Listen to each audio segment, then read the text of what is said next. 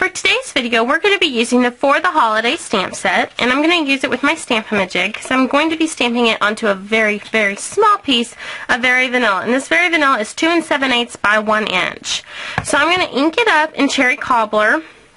I'm using the Merry Christmas, and I'm putting it on my imaging sheet so that then I can stamp it perfectly on my Very Vanilla piece.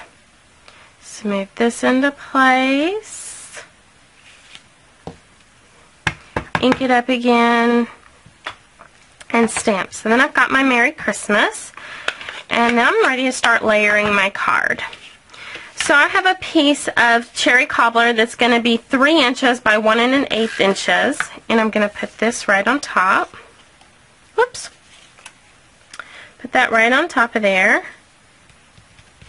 And then we'll turn to the background for the card. So I have a piece of Cherry Cobbler that's 5 1/2 by 8 1/2, scored at 4 1/4. That's going to be the base. Then I have a top layer that's going to be Very Vanilla. It's 4 1/8 by 5 3/8. I'm going to put this right on like so. And then I've got a piece of Cherry Cobbler striped ribbon, and I'm going to use mini glue dots to put this on. Love mini glue dots for ribbon. Okay, so we're going to do 2 on this end because it's a very wide ribbon. And I'm going to trim this up just a smidge. No one's really going to see it, but it'll bother me knowing it's back there. So I'm going to put this on my card. And you can cut off the excess. This is just the end of the roll for me, so I don't care what I do with this little bit here. But you normally do not need this much adhesive, or this much ribbon to wrap around the back of your card. There. So I'm going to add my snail, and all this big piece is a piece of Cherry Cobbler that was 4 inches by 5 1/4 inches, and I ran it through the Houndstooth embossing folder. I'm just going to put this on top. Then I have a piece of the first edition designer paper. And it'll go all the way to the left hand, or to the right hand side, I mean.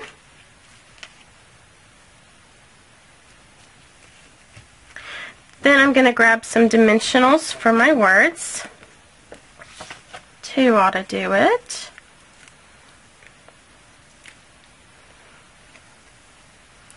This will also go over to the, I'm going to do it almost all the way to the right hand side, but not all the way. Then I'm going to grab my bows tied out of the same Cherry Cobbler striped ribbon. And since I made my bow very loose, I'm going to make sure to use a couple glue dots to hold it in place in my card. And I wasn't ready to stop there.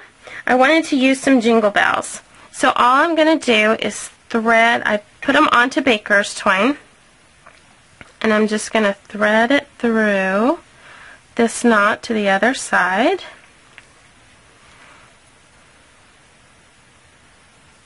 And tie this in a double knot.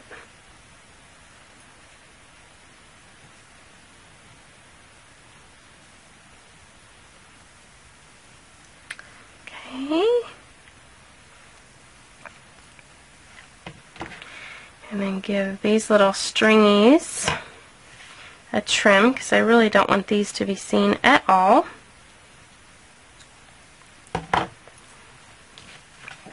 And then there you have your very easy to make Christmas card.